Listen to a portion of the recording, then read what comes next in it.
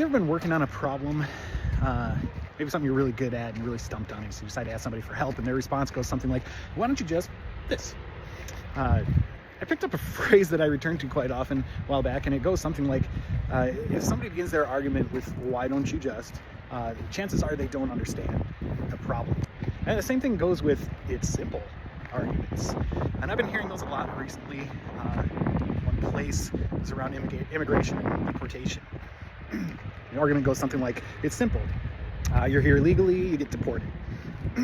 And when I say simple arguments, I don't mean that word simple as a synonym for stupid. I mean simple as not complex, elegant, having few parts.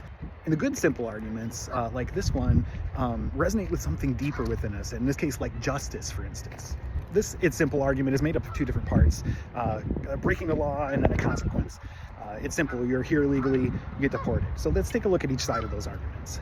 So starting with that first break the law side, it's simple, you're here illegally.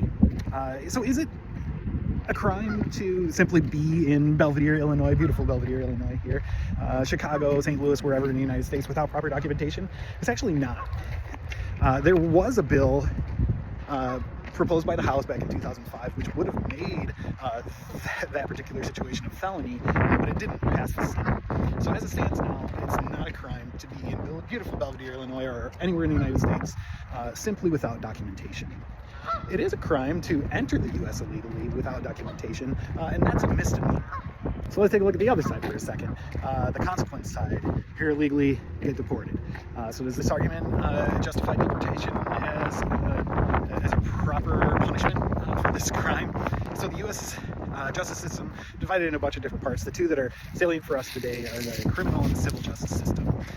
Criminal justice system typically involves cases between governments and people, and typically include cases like murder, rape, drunk driving, theft. On the other hand, civil cases are typically cases between individuals or organizations, and they include cases like divorce, custody battles, property damage, personal injury. And this civil side of the justice system is actually where most immigration deportation cases fall. So given that they fall to that side of the justice system, we can compare consequences with other similar cases and see if they feel appropriate. Take, for instance, use your imagination. You contracted a contractor to renovate your kitchen. They're 6 months behind, fully paid up. You've decided they're not going to do the job.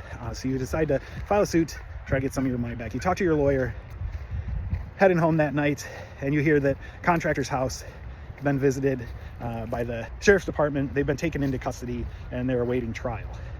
Now, is that typically what happens with civil cases? No, law enforcement activities such as that typically are reserved for criminal side of the justice system.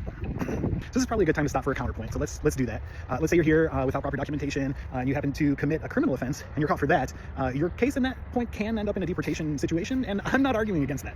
So given the complexity of the situation, you can see why so many in the U.S. today feel that the current enforcement situation is unjust. And if you're not there with me yet, you've at least got to acknowledge that an argument like it's simple, you're here illegally, you get deported, just isn't a sound argument. These it's simple arguments, they're comforting to us because they're easy to understand, they resonate with something deeper within us, and because it allows us to not have to keep up with the complexities of everyday life. But, you know, simply the act of being an American in the 21st century is a complex thing that we need to deal with. So the next time someone says to you, why don't you just bleh, or it's simple, just bleh, think twice about what comes out of their mouth next.